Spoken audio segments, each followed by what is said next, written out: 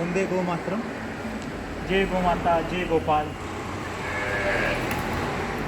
भारत वंदे मातरम। बंधुओं, गोवर्धन पूजा की आपको बहुत बहुत शुभकामनाएं। आज जो वर्तमान में भारत जिस परिस्थितियों से गुजर रहा है, निश्चित रूप से वो बहुत कठिन परिस्थितियां हैं। अलगाववाद, गोहत्या, धर्म के विरुद्ध आचरण, इस प्रकार की कई समस्याओं के से भारत गुजर रहा है। हमें जीवन कैसा जीना चाहिए, हम लोग जीवन पद्धति कैसे जिए कैसे, ये एक बहुत बड़ा विषय है। वर्तमान में भारत की जो परिस्थितियां हैं निश्चित रूप से कठिन है। हमें राष्ट्र हित के लिए, राष्ट्र रक्षा के लिए आगे आना होगा, गौ संरक्षण के लिए आना होगा। गौ माताएँ जो हैं गौशालाओं में, उनके लिए बिल्कुल जेल है। गो चरण भूमि जो है वो ख़त्म हो चुकी है। गायों के लिए घूमने के लिए जगह नहीं है, गायों के लिए विचरण के लिए जगह नहीं है, गाय की रक्षा नहीं हो पा रही है, गौ हत्याएँ नित्य प्रतिदिन बढ़ रही है। हमारी जब नींद खुलती है तब लाखों गोवंश कसाई खानों में चले जाता है।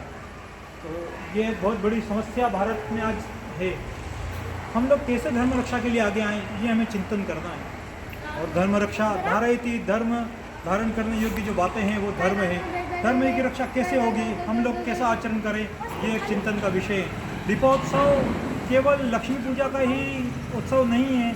दीपावली का उत्सव जो है केवल महालक्ष्मी का पूजन कर दें, व्यापार का लेखा जोखा कर लें, ये उत्सव नहीं है। दीपोत्सव जो है वो स्वयं का विकास देखें, हम लोगों ने क्या खोया क्या पाया, इसका आकलन करने का दिन है।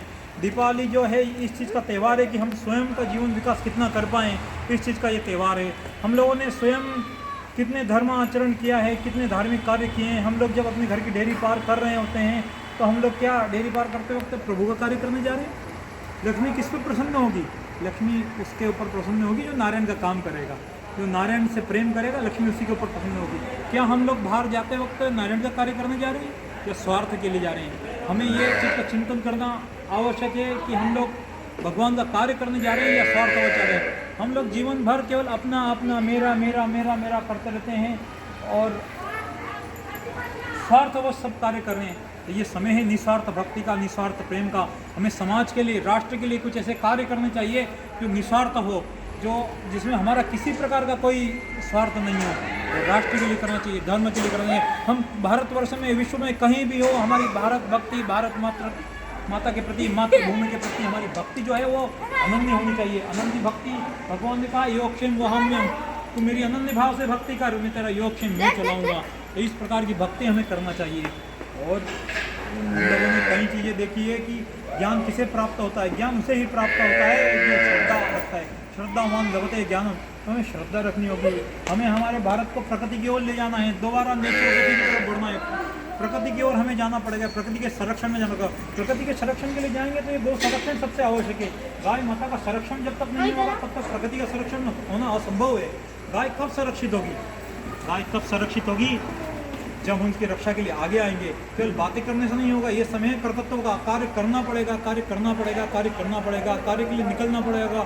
चरे वेती चलना होगा, नित्य चलना होगा। बिना चले कुछ नहीं होगा। केवल बोलने का समय नहीं रह गया, हम केवल बोलें, प्रवचन दें, उससे कुछ नहीं होगा। हमें जीवन को कर्तव्य में लाना पड़ेगा। हमारे जो चिंतन है उसको करना पड़ेगा, उसको धरातल पे लाना पड़ेगा, चरितार्थ में लाना पड़ेगा, चरित्र में लाना पड़ेगा। हम कैसा जीवन जिए। हम लोग विदेशी मानसिकता से बाहर आएँ, अंग्रेजी से बाहर आएँ, अंग्रेजता से बाहर आएँ, राष्ट्र रक्षा के लिए आएँ, धर्म रक्षा के लिए बाहर आएँ, गो रक्षा के लिए बाहर आएँ। गायें तो पृथ्वी की भी माता है, पृथ्वी को भी जो पोषण देने का सामर्थ्य है वो गौ माता के अंदर है। तो पृथ्वी की माँ गाय को कहा गया है, गावो विश्व से मातरः, ऐसा कहा गया है। गो वसते, गोमय वसते, लक्ष्मी गोमूत्र धन्वंतरी, ऐसा शास्त्रों में भी उल्लेख आया है। तो हम